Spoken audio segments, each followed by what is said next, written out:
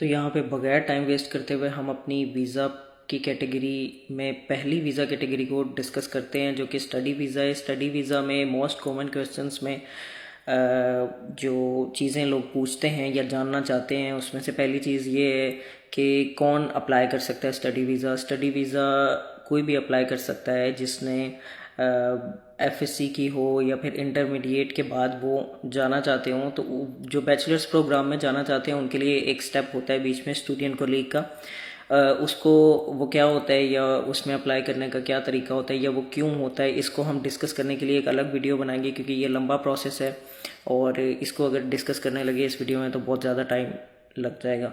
अभी हम बाकी चीज़ें डिस्कस करते हैं कि मास्टर्स बैचलर्स के बाद आप मास्टर्स के लिए अप्लाई कर सकते हैं। आप मास्टर्स के बाद अगेन मास्टर्स या पीएचडी के लिए अप्लाई कर सकते हैं, रिसर्च के लिए अप्लाई कर सकते हैं। तो ये चीज़ें हैं जिनमें आप अप्लाई कर सकते हैं अपनी अपनी स्टडी क्वालिफ़िकेशन और एजुकेशनल बैकग्राउंड के हिसाब से। आगे आ जाता है कि आप पब्लिक और प्राइवेट यूनिवर्सिटीज़ की इंफॉर्मेशन।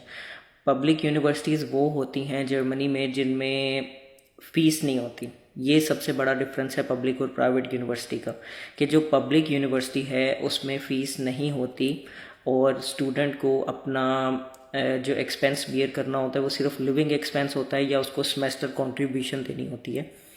और प्राइवेट यूनिवर्सिटीज़ में जनरली फ़ीस होती है और जो स्कॉलरशिप प्राइवेट यूनिवर्सिटीज़ वाले दे रहे होते हैं वो फ़ीस में दे रहे होते हैं, वो डिस्काउंट फ़ीस में होता है। लेकिन आपकी अगर स्टडी फ्री है, पब्लिक यूनिवर्सिटी में है, और मोस्टली मैं स्टूडेंट्स को यही कहता हूँ कि आपने प्राइवेट यूनिवर्सिटी में नहीं अप्लाई करना, या हम किसी का भी प्राइवेट यूनिवर्सिटी में नहीं अप्लाई करने का उसको मोटिवेट करते।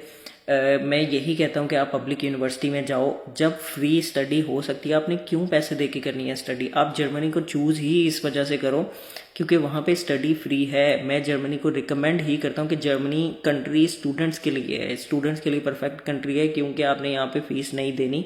आप और कंट्रीज़ में जाते हो, ऑस्ट्रेलिया, कनाडा, यूके में जहाँ पे भी पढ़ना चाहते हो, आपको वहाँ पे फ़ीस देनी होती है। और एक स्टूडेंट जो फुल टाइम जॉब भी नहीं कर सकता, उसको जॉब करने की भी इजाज़त नहीं है, उसने फिर अपनी फ़ीस भी देनी है, अपना लिविंग एक्सपेंस भी देना है, और अगर उसको पीछे से किसी को सपोर्ट करना हो तो वो बहुत ज़्यादा डिप्रेशन में चला जाता है।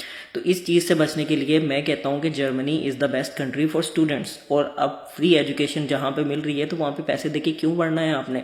तो आप फ्री एजुकेशन के लिए जर्मनी आओ, पब्लिक यूनिवर्सिटी में एडमिशन होता है, आप पब्लिक यूनिवर्सिटी में एडमिशन लो। हाँ, अगर फिर भी कोई अपनी मर्ज़ी से प्राइवेट यूनिवर्सिटी में जाना चाहता है या कोई ऐसा कोर्स या ऐसी वो चीज़ करना चाह रहा है जो पब्लिक यूनिवर्सिटी में अवेलेबल नहीं है, इसलिए आप फिर प्राइवेट यूनिवर्सिटी को चूज़ करते हो। या कोई ऐसी कोर्स होता है जो लैंग्वेज बैरियर होता है, जिसमें वो जर्मन लैंग्वेज में अवेलेबल होता है पब्लिक यूनिवर्सिटीज़ में, इंग्लिश में नहीं होता, तो फिर लोग इंग्लिश में उसको करने के लिए प्राइवेट यूनिवर्सिटी को चूज़ करते हैं। लेकिन आपके पास जर्मन लैंग्वेज है और आपको हर प्रोग्राम या हर फील्ड के लिए जर्मन लैंग्वेज नहीं रिक्वायर होती। पब्लिक यूनिवर्सिटीज़ में भी इंग्लिश टॉट प्रोग्राम्स और फील्ड्स अवेलेबल होती हैं, आप उसमें अप्लाई कर सकते हो। पर अगर कोई नहीं होती तो इसलिए फिर जो आप प्राइवेट यूनिवर्सिटी के ऑप्शन की तरफ जा सकते हो अगर आप इंग्लिश में उसको करना चाहते हो। आगे लैंग्वेज रिक्वायरमेंट में मज़ीद मैं ये बता देता हूँ कि जो मास्टर्स होते हैं, मास्टर्स के प्रोग्राम में मोस्टली ज़्यादातर इंग्लिश टॉट प्रोग्राम्स अवेलेबल होते हैं, इसलिए आपको जर्मन लैंग्वेज की उसमें ज़रूरत नहीं होती। पर आइल्स की या इंग्लिश लैंग्वेज प्रोफिशेंसी का जो सर्टिफिकेट होता है उसकी ज़रूरत होती है एडमिशन लेने के लिए। लेकिन जो कोर्स जर्मन लैंग्वेज में हो, आपको उसके लिए जर्मन लैंग्वेज की प्रोफिशेंसी उनकी रिक्वायरमेंट के हिसाब से पूरी करनी होती है। इसके अलावा आपको पहले एडमिशन करना होता है। प्रोसेस जो मैं इसका गाइड करूं कि आप पहले यूनिवर्सिटी में अप्लाई करते हो, आपका एडमिशन आता है। एडमिशन आने के बाद जैसे कि अब स्टूडेंट वीज़ा का भी काउंसलर पोर्टल पे आ चुका हुआ है, तो आपके जब डॉक्यूमेंट्स कंप्लीट होते हैं आपके पास एडमिशन होता है। दूसरा आपके पास ब्लॉक अकाउंट आता है, जो मेन इसकी रिक्वायरमेंट होती है। ब्लॉक अकाउंट क्या होता है, क्यों होता है, कैसा होता है, कितना होता है, इस पे भी हम एक डिटेल वीडियो बना देंगे।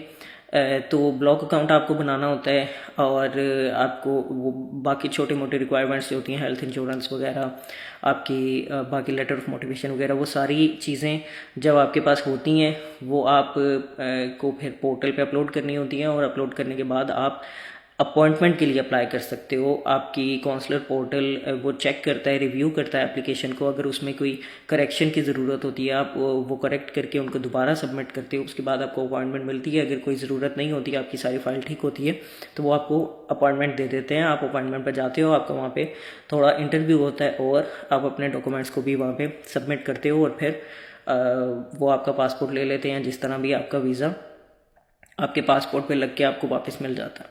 तो ये है सारा प्रोसेस स्टडी वीज़ा का। अब इसमें बहुत ज़्यादा डिटेल्स भी हैं कि आपको फ़ाइल कैसे प्रिपेयर करनी है, कौन सा डॉक्यूमेंट कैसे फिल करना है, कौन सा फॉर्म कहाँ से मिलेगा, वो किस लिए है, ब्लॉक अकाउंट की डिटेल्स और जिन्होंने स्टूडेंट को लीक करनी होती है उनकी डिटेल्स। तो ये सारी डिटेल्स जो है हम आहिस्ता आहिस्ता आगे मज़ीद वीडियोस में डिस्कस करते जाएंगे, पर बेसिक जो मेन इन्फॉर्मेशन है वो यही है। और इसमें जो मैं लोगों को अपनी तरफ से रिकमेंड करता हूँ ये कि पब्लिक यूनिवर्सिटीज़ में अप्लाई करें और जो स्टूडेंट है वो स्पेशली जर्मनी को चूज़ करें बजाय कि और कंट्रीज़ में जाने के। अगर स्टडीज़ आपका पर्पज़ है और स्टडीज़ के साथ आपका कमाना पर्पज़ है और ज़्यादा अपने आप को जो है आप इंटीग्रेट करना चाहते हैं और ज़्यादा अपने आप को आप आज़ादी से रखना चाहते हैं, मतलब कम डिप्रेशन देना चाहते हैं, तो आप जर्मनी को चूज़ करें। क्योंकि बाकी कंट्रीज़ बिल्कुल भी मैं रिकमेंड नहीं करता स्टडी के लिए जिसमें आपने ट्यूशन फ़ी पे करनी हो। तो ये बेसिक इन्फॉर्मेशन है स्टडी वीज़ा की। इसके अलावा जो बाकी डिटेल्स हैं वो हम साथ साथ वीडियोज़ में डिस्कस करते रहा करेंगे। अभी आगे नेक्स्ट वीडियो में हम अपनी नेक्स्ट वीज़ा की कैटेगरी को डिस्कस करेंगे इंशाल्लाह।